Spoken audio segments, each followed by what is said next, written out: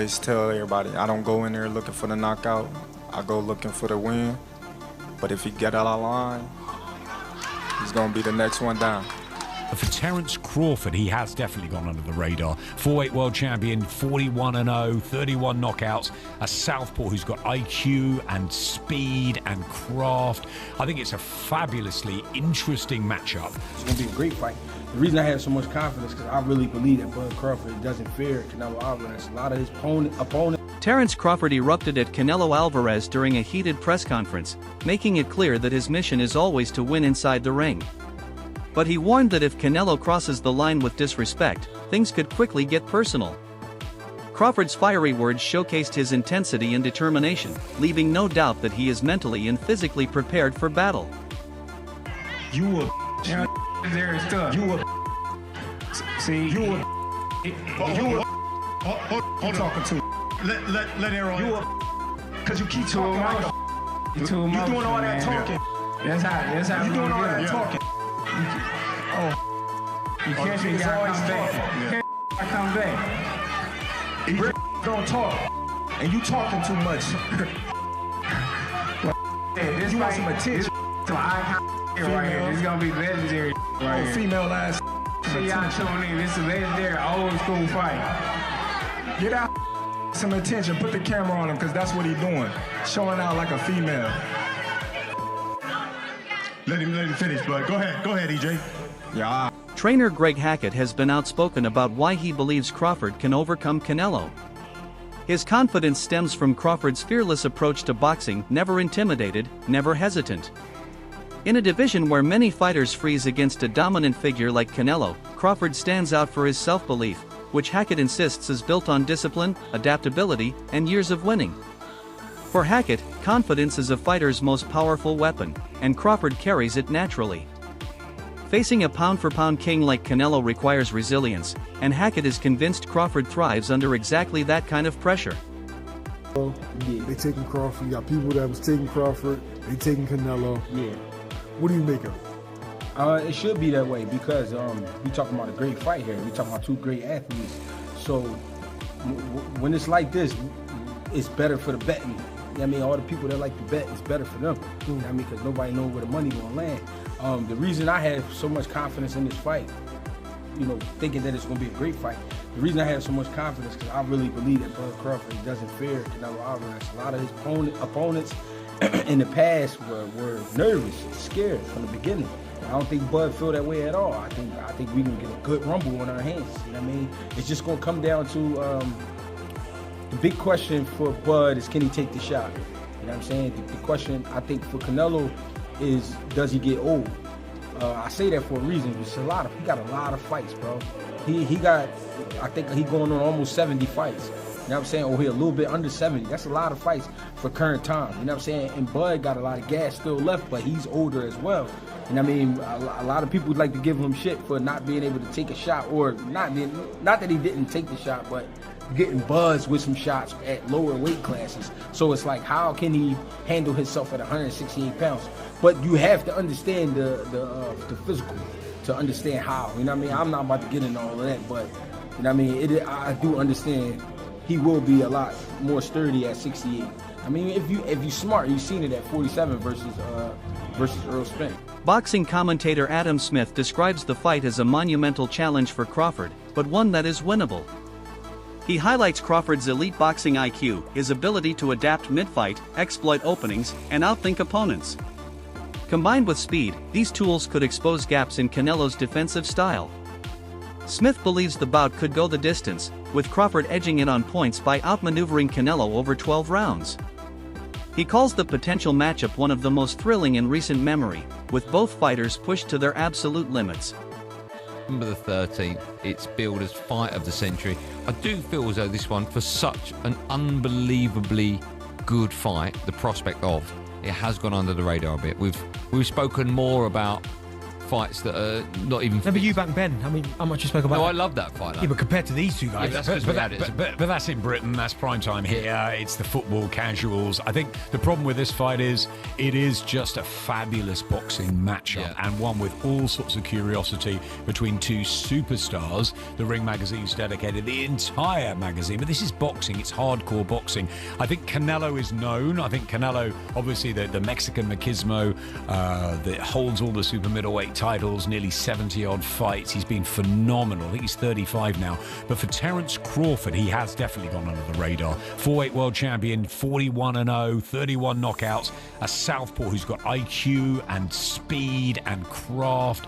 I think it's a fabulously interesting matchup, the two of them, because you've got the big guy, the strong super middleweight, really, really cultured, wonderful fighter in Canelo. But is he just slightly, ever so slightly, fine margins past his peak? And you've got Crawford, who needs this fight as his coming out party. The big news, it's on Netflix, so he'll get the attention. Can Crawford do it? It's a huge step again in weights, but I think he's got the speed, and I think he's got the know-how, I'm sure we'll talk about it more next week, to cause problems for Canelo, and I think that he could win it on point. Ade Oladipo offers a more skeptical view. While the fight has drawn massive attention, he argues it lacks the suspense and balance of other recent high-profile matchups like Usyk versus Dubois. For Oladipo, the natural size difference tilts the odds toward Canelo, making the hype feel more promotional than competitive. In his eyes, Crawford versus Canelo is more spectacle than genuine 50-50 clash. Like, you know, it's been billed as the biggest fight of the century. Some are saying the biggest fight of all time. Let's calm down, people. Let's breathe a little bit. It's a big fight. But it doesn't quite feel like those things. It doesn't feel like the biggest fight of the century. Like, this doesn't feel like, and maybe because I work these events, so it's slightly different, but this doesn't feel like Usyk Fury, for example. It doesn't feel like that at all. That felt like, oh my God, this is going to happen. Undisputed heavyweight title fight. Remember, this is an undisputed super middleweight title fight. It just feels a bit lacking of something. Like, I can't believe that Max Kellerman is now part of this. And again, for nostalgia, we haven't got a Max Kellerman face-off. Now, how Canelo speaks great English now. How we haven't got that? Just to kind of give it a bit of spice, because Canelo, with his English, it's like he's only learnt the bad words. He does chat a lot of shit. So I almost felt like we should have done that. Maybe because it's on Netflix, it hasn't got a bit of a push from ESPN. Obviously, there's no DAZN stuff, obviously, because DAZN are not covering it. I feel like it's lacking something. And maybe because both of them don't trash talk either. Because when I think of the biggest fights of the last sort of 15, 20 years, you've always had one side of the fight, or one side is a big trash talker. In some instances, two. The biggest fights, again, Usyk Fury. Fury was happy to do all the trash talking. Sold it. Event went massive. Mayweather, Pacquiao. Mayweather is happy to do all that, right? Mayweather, McGregor. Hence why that went just colossal. Because you've got two of the biggest trash talkers ever doing it. This time, Canelo ain't saying anything. Crawford ain't saying anything. Feels a bit flat. Feels a little bit flat. Promoters have branded this as the fight of the century, pushing it far beyond boxing's traditional fan base. With Netflix's involvement, the hype has reached global audiences through documentaries, exclusive behind-the-scenes access, and non-stop media coverage. The build-up blurs the line between sport and entertainment, creating anticipation that rivals the biggest cultural events of modern times. I'm holding you to the standard you said. They're tagging this the fight of the century, colossal, super fight, Netflix, Dana White, right? So now we got to look at it. You can't tell me something. See, I'm not the type of person where you could pee on my leg and tell me it's raining. If that's you and you're going to let somebody urinate on your leg and tell you it's raining, that's on you. But I don't do that. I'm a critical thinker, and I'm not just going to listen to what you tell me and see if the facts don't support that, right? So if this is the fight of the century, let's look at it. Boxing tickets, Canelo versus Crawford, right? Since August 29th, tickets listed, $2,566 value, $7 million plus worth of tickets.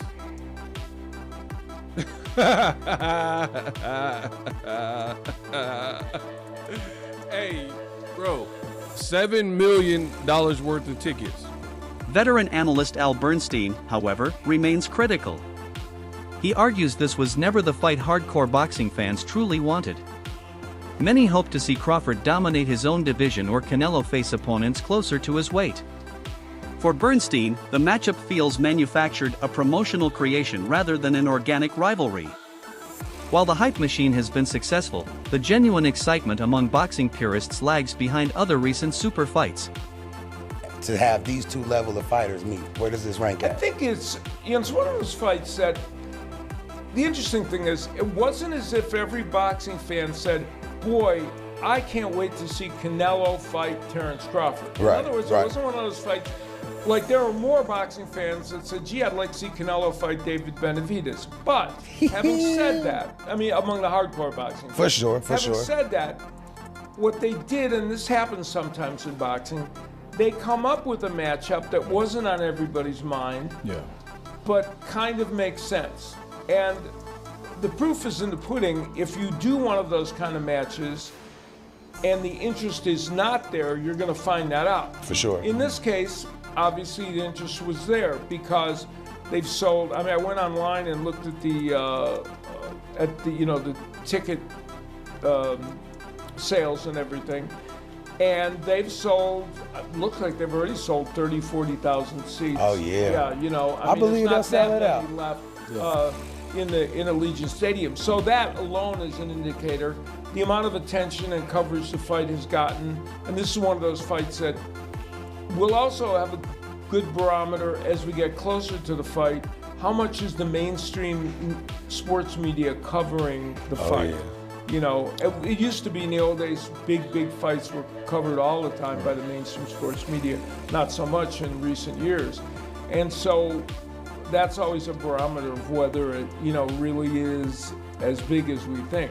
As far as the actual matchup is concerned, when it was originally announced, I thought they were going to have a hard sell in convincing people that Crawford could come up 2 weight classes and take on a 168-pounder because he already moved up. This sentiment echoes among fans who believe that while the fight will attract huge numbers, it may not deliver true drama. The size and weight difference heavily favor Canelo, making many expect a predictable outcome. The intrigue, therefore, lies in whether Crawford can defy the odds and shock the world. If he wins, it will be remembered as one of the sport's greatest upsets. If not, critics may dismiss the fight as inevitable from the start. Tickets available for this fight because of that undercard. This promotion has been just, it's very interesting, man. Number one, there's no real reason for this fight to take place. Terence Crawford and Canelo. There's nobody who's asking for the fight. There's no natural connection between the two fighters. There's just two names that people think are on the top of a hypothetical list called the pound for pound list that many people act as if it's real. So they're two top pound for pound people, and they put them together and think this makes some big magic match. It may be a magic match once they get in the ring if Terence Crawford can overcome Canelo Álvarez. It's got a real potential for that. But what happens if the fight winds up just being what more than likely it'll be, which is Terence Crawford trying to get away from the bigger, stronger Canelo Álvarez? Because again, he's jumping so many weight classes. That's the gimmick. That jumping the weight class is the gimmick that is supposed to be attracting people to this fight. Gimmicks are not gonna pull it. And you can't tell me of the people. Now, there's going to be many people in the stadium. People go to the fight for sure. There are going to be people out there for that event. But you can't tell me that particular event with the fights that they have on that card is going to be some memorable night of boxing, other than maybe it taking place in the main event. You have people. Many of these fighters are not from the United States. As I look from them, I mean, I would have to go out and see in the United States how many fighters from the United States do they actually have. Right? One surprising twist has been Crawford's physical transformation at 175 pounds. Photos and reports show him looking shredded, broader shoulders, thicker neck, and powerful muscle definition. Far from undersized, he appears fully adapted to the higher weight class. His conditioning shows commitment to matching Canelo's strength while retaining his trademark agility. For many fans, seeing this new version of Crawford has reignited hope that size may not decide the outcome after all. Terence Bud Crawford is absolutely ripped, absolutely shredded.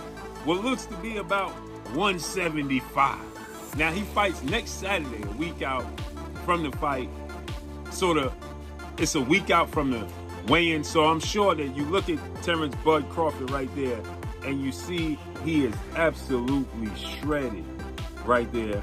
And this is a week before the weigh-in, right? So I'm pretty sure he's probably weighing about 174, something of that magnitude, maybe about 173. 175 is probably the max he is at one right now, because obviously the weight is at 168 and he's a week out. So he might be around 173, drop 5 pounds next Friday for the weigh-in, right? So Terence Crawford, as I showed you guys, is training and putting a mass in his shoulders and in his legs. As you can see here, once again, right? He hasn't gained a lot of muscle mass except in his shoulders, okay? When you look at Terence Crawford in previous fights, previous weigh-ins, his arms look pretty much the same. His neck and his shoulders is where you can see a clear difference from fights in the past, right? When you look at his midsection, his core, right, you can see the water weight, right? So right now, it's going to look like his midsection, his core is going to look bigger than what it actually is. Of course, Canelo's pedigree looms large. Turning professional at 15, he's battled the biggest names in boxing and mastered the art of adjusting mid-fight. With one of the sport's sharpest jabs, a granite chin, and decades of elite experience, Canelo represents the ultimate test for Crawford. His blend of toughness, skill, and ring IQ makes him a nightmare opponent for any fighter. Terence Crawford, a guru in the ring? Absolutely. He is one of the best fighters ever created in humanity. But you cannot say that I'm going to come in with 5 pounds taped across my arms and legs and then go against Canelo Álvarez. He's not going against some dude who doesn't have counter punches, who doesn't have a ring IQ. Canelo's been fighting since 15 and is one of the few fighters who has taken literally less punishment than, say, Caleb Plant, who has like 25 fights. If you look at the amount of punishment that Caleb Plant has taken in his fights, Canelo has probably taken less punishment than that. And he's coming in hungry. And he's going to come in with 87 billion Mexicans in the ring walk, everybody flying flags. You don't know what Crawford's stage fight is going to be, coming in front of 70,000 people. Canelo's been there. He's going to put the shoes to... That wraps up today's video. Stay tuned for more updates as the build-up to Crawford vs. Canelo continues.